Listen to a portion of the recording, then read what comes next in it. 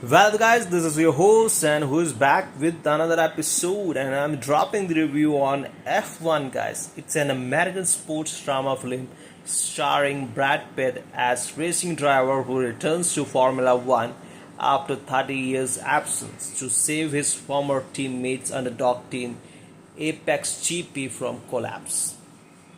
I did play out actor's name itself. So I'm just going to talk about the actors as always before we start about the storyline. So we have Brad Pitt, once again I'm saying that, playing as Sonny Hayes, Damson Idris as Joshua Pierce, Carrie Kondo as Kate McKenna, Javier Badam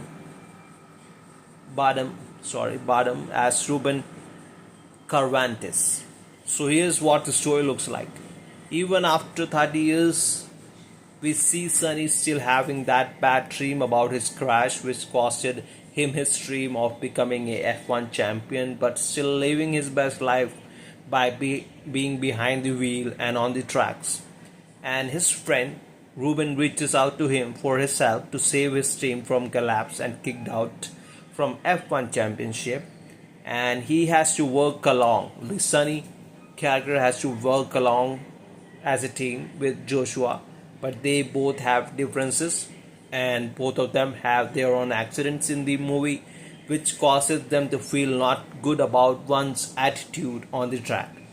And will their attitude is going to cost Ruben the championship? That's the real question, and you are just going to get the answer after watching this movie in theaters. So takeaway would be, I am someone who has not binge watched The Road to Survive on Netflix, that's for sure. I'm not someone. I am not crazy enough about F1 Road to Survive on Netflix right now, but I still went to the movie alone, and I'm not regretting my decision of watching it in theaters, because this one needs to be watched in theaters for sure. This movie brings out the emotions and the excitement in the audience. Also gave me goosebumps by the end of the championship, like wanting to be F1 driver myself. But the amount of reflexes and the mind control it needs on the higher side for a ordinary guy. So let's leave it to the professionals, right? And once again, the movie is worth the hype, and censor did cut out the scenes. Don't know why, even when the kids nowadays are more online than the adults, so they know it already. They are just going to assume the word already, because they know the slang, what is happening around the world, they already know it. So do yourself a favor, just watch this movie in theaters if it's still running on next weekends or upcoming weekends, or else wait for a month or two for the release on OTT platform of this movie. When it is releasing on OTT platform, I'm just going to watch the movie once again, that's for sure. And I'm just going to make sure I share it on my social media when the movie is starting to stream on OTT. So this is your host signing off, and F1 movie deserves to be watched in theaters.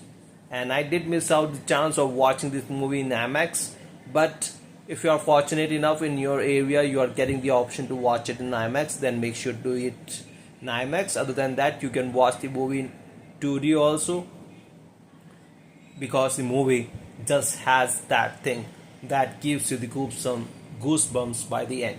So this is your host signing off. Bye.